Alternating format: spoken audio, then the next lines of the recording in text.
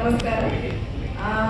వేదికను అలంకరించిన పెద్దలకి, రాజకీయ నాయకులు, రాజమండ్రి పూర్వ ప్రముఖులకి, మా యోగా గురువు గారు శ్రీనివాస్ గారికి, మా స్నేహితులు, ఇక్కడ ఉన్నటువంటి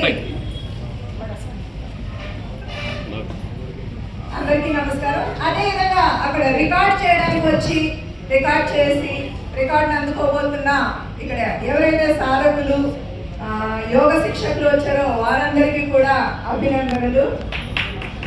రాజమండ్రి అనేటువంటిది ఒక గోదావరి చురి. శ్రీనివాస్ గారు చెప్పినట్టు అంటే గోదావరి ఈ ప్రాంతం నుండి ఎక్కువ మంది వస్తారని ఎక్స్పెక్ట్ చేశానని చెప్పారు. గురుగారిని ఇక్కడ చూసి చూసి చూసి మిగతా వాళ్ళందరికీ అవకాశం ఇద్దామనుకుని చాలా మంది వచ్చారు.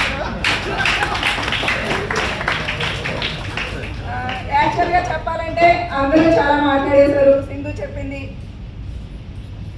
అక్కడ పరిస్థితుల గురించి చెప్పారు చక్కగా. ఎందుకంటే ఒక వర్క్ ఏదైనా జరగాలంటే అది దాని వెనుక చాలా మ్యాన్ పవర్ ఉండాలండి. ఒక కార్యక్రమం జరగాలంటే మనీ పవర్, మ్యాన్ పవర్ చాలా అవసరం. మనం కార్యక్రమం అయిన తర్వాత, విజయవంతం అయిన తర్వాత ఆ విజయాన్ని చూస్తూ ఉంటాం. ఓ సక్సెస్ అయింది, ఓ సక్సెస్ అయింది. అంతకుముందు ఆ కార్యక్రమం ఎలా చేశారు, దాని వెనుక సమస్యలు ఏంటి మనం ఎవరు పట్టించుకోమండి. ఇక్కడ చాలా మంది చెప్తున్నారు శ్రీనివాస్ గారి గురించి. అంటే అందరికీ తెలిసిన నిజాలే.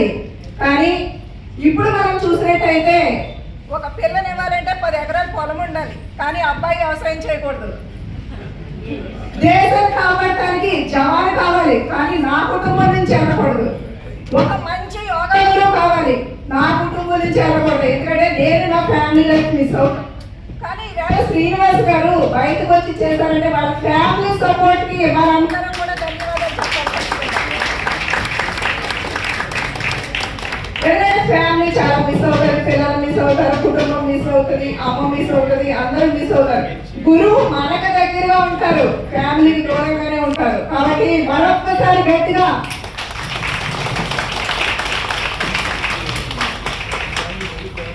మన సనాతన ధర్మంలో, వేదంలో మనం చెప్పుకుంటూ ఉంటాం, మనందరికీ మోక్షం కావాలి. దానికి ఏం చేయాలి అంటే యజ్ఞోవై శ్రేష్ఠతమం కర్మ అన్నారు. శ్రేష్ఠతమైన కర్మలు చేసినప్పుడు, అలాంటి యజ్ఞాలు చేసినప్పుడు మనం మోక్షాన్ని పొందుతాము అనేసి. అంటే యజ్ఞం అంటే ఏంటి అంటే ఏది ఆశించకుండా చేసే కర్మ. అది మన స్వార్థం కోసం, ఇతరులకు హాని చేయకుండా చేసే కర్మ యజ్ఞం అన్నారు శ్రీనివాస్ గారు. అలాంటి యోగ యజ్ఞాన్ని ఆయన ఎన్నుకున్నారు. మన పతంజలి మహర్షి రాసిన యోగ సూత్రాలు ఏదైతే ఉన్నాయో, యోగం ఏదైతే ఉందో దాన్ని ఆయన తీసుకున్నారు.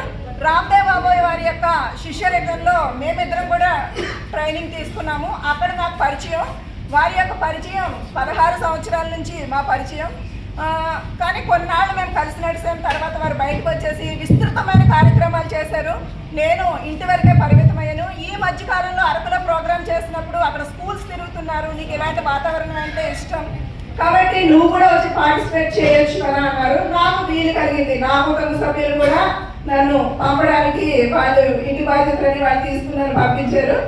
నేను అక్కడ వెళ్ళడం జరిగింది. 4-5 స్కూల్స్ తిరిగినప్పుడు చాలా హ్యాపీగా అనిపించింది. ఎందుకంటే అక్కడ పిల్లలు చాలా లవ్లీగా ఉంటారు, మనతో చాలా ప్రేమగా ఉంటారు. మన ఏదో ఒక 2-3 క్లాసెస్ తీసుకునేటప్పటికి వాళ్ళు చాలా దగ్గర అయిపోతారు. అప్పుడు శ్రీనివాస్ గారిని అన్నాను, మీరు ఓహో ఈ ప్రేమ కోసమా ఇక్కడ ఉండిపోయారు, మీరు కలెక్టర్ గారు చెప్పిన విషయం పక్కన పెడితే వాళ్ళు డాడీ డాడీ అనేసి ఆయన 3 days క్లాస్ అయిపోయిన తర్వాత వెళ్తుంటే వాళ్ళు ఏడుస్తారు. ఖచ్చితంగా వెళ్ళదు డాడీ అని ఏడుస్తారు. వాళ్ళు లాస్ట్ ఒక స్కూల్కి వెళ్ళినప్పుడు నేను బయటకు వచ్చిన తర్వాత కార్ ఎక్కి నేను ఏడ్చాను. ఎందుకంటే ఆ పిల్లలు పట్టుకుని వెళ్ళదు మేడం అంటే మన పిల్లలు మనం కోరిక ఇచ్చినట్టు ప్రేమ చూపించండి. అక్కడ పిల్లలు చాలా ప్రేమగా ఉంటారు.